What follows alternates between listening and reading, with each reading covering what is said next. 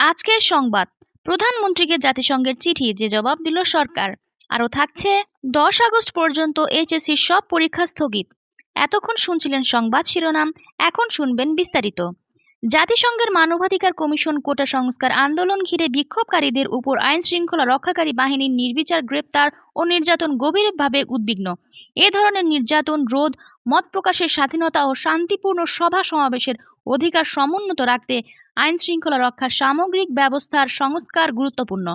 জাতিসংঘের মানবাধিকার বিষয়ক হাই কমিশনার ফলকার তুর্ক কোটা সংস্কার আন্দোলনের পর উদ্ভূত পরিস্থিতিতে প্রধানমন্ত্রী শেখ হাসিনার কাছে লেখা চিঠিতে এমন মন্তব্য করেছেন। গত 23 জুলাই তিনি প্রধানমন্ত্রীর কাছে ওই চিঠি লেখেন। প্রধানমন্ত্রী শেখ হাসিনার লেখা চিঠির জবাবে সরকারের পক্ষ থেকে পররাষ্ট্র সচিব মাসুদ বিন মোমেন গত 29 জুলাই ফলকার তুর্ককে চিঠি পাঠিয়েছিলেন। ওই চিঠিতে জাতিসংঘের মানবাধিকার বিষয়ক হাই কমিশনারকে বলা হয়েছে, পরিস্থিতির সুযোগ নেওয়া তৃতীয় পক্ষের সন্ত্রাসী কার্যক্রম এবং শিক্ষার্থীদের আন্দোলনের পার্থক্যের বিষয়ে পরিষ্কার হতে হবে।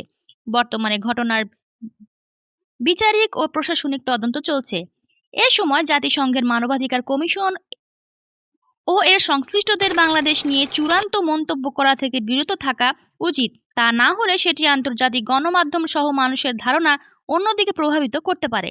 তদন্তের আগে একপক্ষীয় প্রতিবেদনের উপর ভিত্তি করে কোনো বিবৃতি দেওয়া থেকেও বিরত থাকতে অনুরোধ করা হয়েছে জাতিসংঘের মানবাধিকার বিষয়ক হাই কমিশনারকে। এদিকে কোটা সংস্কার আন্দোলনকে ঘিরে সৃষ্ট সহিংসতায় শিক্ষার্থীদের নিরাপত্তার কথা বিবেচনা করে আগামী 10 আগস্ট পর্যন্ত এইচএসসি ও সমমানের সব পরীক্ষা স্থগিত করা হয়েছে। 11 আগস্ট থেকে নতুন সময়সূচিতে এসএসসি ও সমমানের পরীক্ষা নেওয়া হবে। এর আগ পর্যন্ত সব পরীক্ষা স্থগিত করা হয়েছে। বৃহস্পতিবার 1 আগস্ট আন্তঃশিক্ষা বোর্ড সমন্বয় কমিটির সভাপতি ও ঢাকা শিক্ষা বোর্ডের চেয়ারম্যান অধ্যাপক তপন কুমার সরকার এ তথ্য নিশ্চিত করেন। অধ্যাপক তপন কুমার সরকার বলেন, আপাতত 11 আগস্ট থেকে ঘোষিত রুটিনের পরীক্ষা নেওয়া হবে। স্থগিত হওয়া পরীক্ষাগুলোর বিষয়ে দ্রুত সিদ্ধান্ত নেওয়া হবে। এর আগে কোটা সংস্কার আন্দোলনের কারণে উদ্ভূত পরিস্থিতিতে গত 18 জুলাইয়ের এইচএসসি পরীক্ষা স্থগিত করা হয়। এরপর পরিস্থিতি আরও খারাপ হওয়ায় 21, 23 ও 25 জুলাইয়ের সব পরীক্ষা স্থগিত করা হয়। তৃতীয় দফায় 28 জুলাই থেকে 1 আগস্ট পর্যন্ত সময়সূচি সব পরীক্ষা স্থগিত করে আন্তঃশিক্ষা বোর্ড সমন্বয় কমিটি।